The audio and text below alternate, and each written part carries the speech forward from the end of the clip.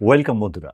2016 panel cancel হওয়ার পর 31শে মের মধ্যেই নতুন বিজ্ঞপ্তি প্রকাশ করবে এই মর্মে West Bengal board of secondary education supreme কোর্টে কিন্তু খসড়াতে সই করে এসেছে। আর তারপরেই আপনারা অনেকেই আমাকে প্রশ্ন করছিলেন যে স্যার নতুন বিজ্ঞপ্তি কবে আসবে। অনেকে মেল করছিলেন এই মেল নম্বরে, অনেকে আমার হোয়াটসঅ্যাপ নম্বরে এসএমএসও করেছেন এবং কি কমেন্টও করেছেন। তাই আজকের এই ভিডিওতে আমি বলবো যে কবে এই নোটিফিকেশান আসতে পারে এবং তার সঙ্গে সঙ্গে নতুনরা কি এই পরীক্ষায় বসতে পারবে, এই প্রশ্নটাও আপনারা অনেকে করেছেন। তারও কথা আজকের এই ভিডিওতে বলবো। তাই ভিডিওটিকে শেষ পর্যন্ত দেখার অনুরোধ রইল এবং যারা নতুন অবশ্যই চ্যানেলটিকে সাবস্ক্রাইব করে পাশে বেল আইকন প্রেস করে অল করে তারপরে ভিডিও দেখুন। তাহলে চলুন সরাসরি চলে আসছি মূল প্রসঙ্গের সঙ্গে।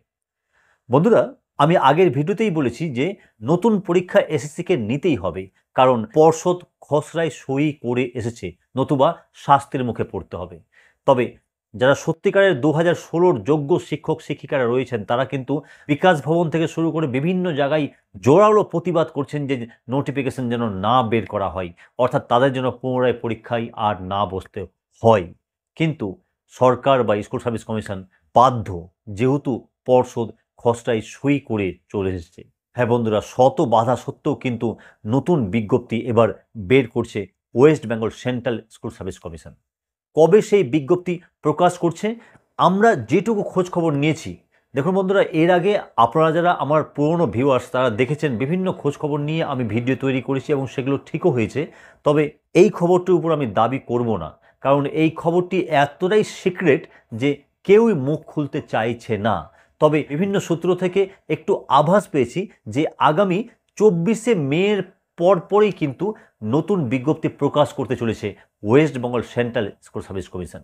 24শে মের কয়েকদিনের মধ্যেই কিন্তু নতুন বিজ্ঞপ্তি প্রকাশ করে দেবে West Bengal Central School Service Commission. আর এই বিজ্ঞপ্তিটা হবে 2016 প্যানেলের উপরে। হ্যাঁ বন্ধুরা, যেখানে যারা যারা 2016 সালে অ্যাপ্লাই করেছিলেন প্রত্যেকেই কিন্তু বসতে পারবেন। এবার প্রশ্ন হলো যে নতুনরা কি বসতে পারবে না?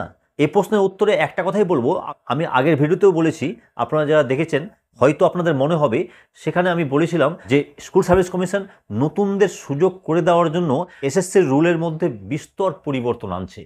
আর সেই পরিবর্তন আনা হচ্ছিল মূলত নতুনদের সুযোগ করে দেওয়ার জন্য এবং ভ্যাকেন্সি আপডেট করার জন্য। তবে যেটুকু খোঁজ খবর এখন পর্যন্ত আমার কাছে এসেছে যে 2016 পরীক্ষাটা যেহেতু সুপ্রিম কোর্টের নির্দেশ অনুসারে হচ্ছে, তাই এর সঙ্গে নতুন ভ্যাকেন্সিও আপডেট করতে পারছে না এবং নতুনদেরও সুযোগ দিতে পারছে না। তবে নতুনদের সুযোগ দেওয়ার জন্য এই বিজ্ঞপ্তির সঙ্গেই, অর্থাৎ 2016 বিজ্ঞপ্তির সঙ্গেই আরেকটি বিজ্ঞপ্তি প্রকাশ করার একটি সম্ভাবনা তৈরি হয়েছে, আর সেটা হচ্ছে নতুনদের জন্য। হ্যাঁ বন্ধুরা, যারা নতুন রয়েছেন তাদেরও এসএলএসটির পরীক্ষা নেওয়া হবে, আর সেটা নতুন ভ্যাকেন্সির উপরে। হ্যাঁ বন্ধুরা, অর্থাৎ 2016 প্যানেলের উপরে বিজ্ঞপ্তি প্রকাশের সঙ্গে সঙ্গে নতুনদেরও এসএলএসটির বিজ্ঞপ্তি প্রকাশ করবে West Bengal Central School Service commission. তবে দুটো পরীক্ষা একই দিনে হবে না আলাদা দিনে হবে সেটা একটু সময় গেলেই আমরা জানতে পারবো। তবে নতুনদের যে সুযোগ দেওয়ার একটি চেষ্টা স্কুল সার্ভিস কমিশন করছে সেটা কিন্তু আমরা খবর পেয়েছি। তবে আবারও বলছি, এই খবরটা কিন্তু 100% অথেন্টিক নয়। আপনাদের যেহেতু প্রচুর এসএমএস মেল পাচ্ছিলাম, তাই আপনাদের একটি ধারণা দেওয়ার চেষ্টা করলাম যে নতুনদেরও একটি সুযোগ আসতে চলেছে। তবে আমার যা ব্যক্তিগত মনে হয়, যদি দুটো পরীক্ষা হয় তাহলে 2016 যে সমস্ত প্রার্থীরা আছেন তারা কিন্তু দুটোতেই বসতে পারবেন। এটা কিন্তু আমার সম্পূর্ণ ব্যক্তিগত মত। এই বিষয়ে আপনাদের কি মতামত অবশ্যই ভিডিও কমেন্ট বক্সে কমেন্ট করুন। দেখা হচ্ছে আরও কিছু খবর নিয়ে, ততক্ষণের জন্য সকলে ভালো থাকুন ও সুস্থ থাকুন। ধন্যবাদ।